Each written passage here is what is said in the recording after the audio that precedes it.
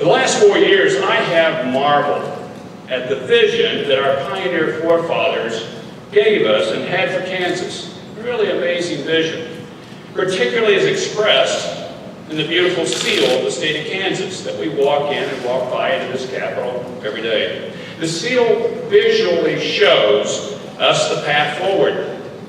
It's one of work as a farmer, heart as a pioneer, of a Native American hunter's courage.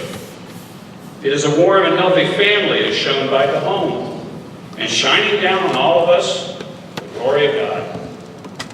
These are the characteristics they envisioned we would need to progress as a people.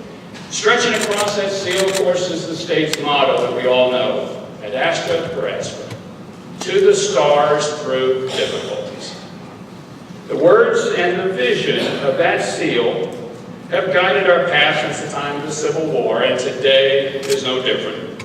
Today, Inauguration Day, is a chance, really, to talk about our aspirations and our path to the stars through difficulties. Now, I'm here to tell you, friends, despite every challenge, despite every difficulty, whatever may come, in Kansas, we are still aiming high to the stars. We are headed to a renewed, stronger culture, to better days, and as in the past, we will take America with us. We will show the way. The future of Kansas is strong and it's bright. Now, the people of Kansas are always realistic, and so we must be honest too.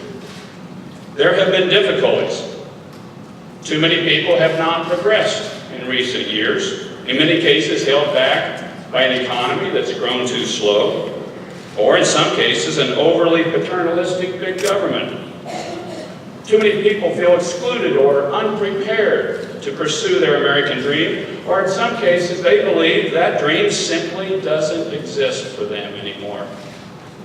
They've lost hope.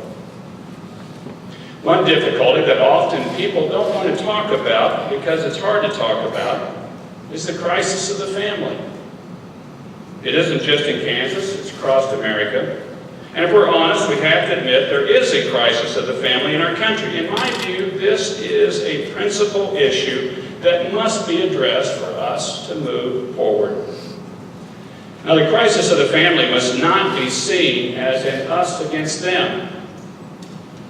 It also is not as simple as going back in time. We have to figure out how in 2015 we can do better to strengthen families in our country and in our state. We need to renew our culture around our founders' principles of love of God, love of country, love of family. It's pretty simple, pretty direct, often pretty difficult. They told us what we needed to truly prosper. That starts by recognizing that everybody is a beautiful somebody.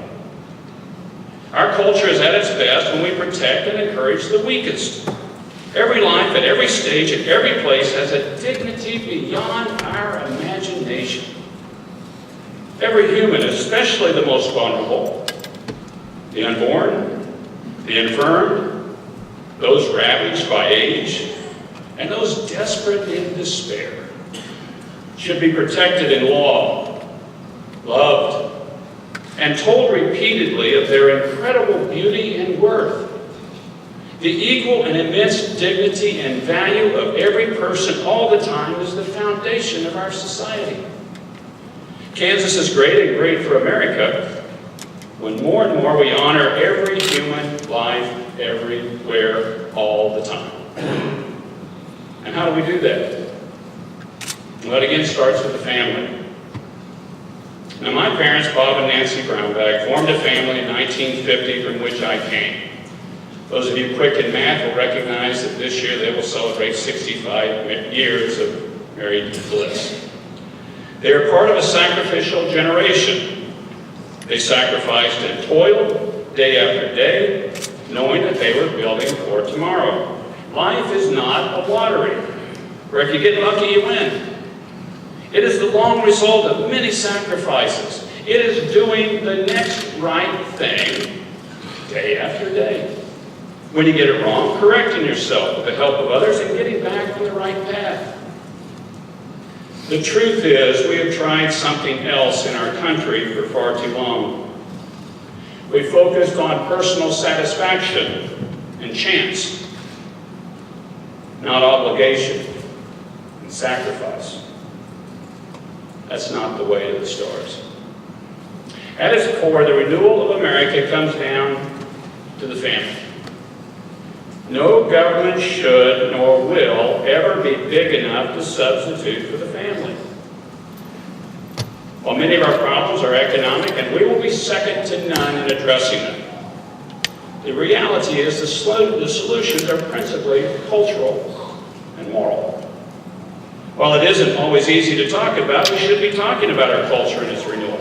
We should be talking about things like character and courage, faith, freedom, sacrifice of self, morals, obligations, and responsibilities.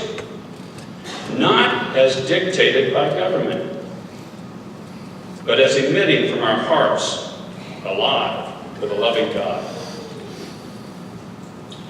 In my second term as governor, I once again commit to helping to make Kansas the best place in America to raise a family and grow a small business. They go together. Lack of healthy families leads to a lack of growth in the economy. Lack of healthy families is a big part of poverty in our state and nation. We must substantially reduce childhood poverty. A big piece of that will be strengthening healthy marriage and family.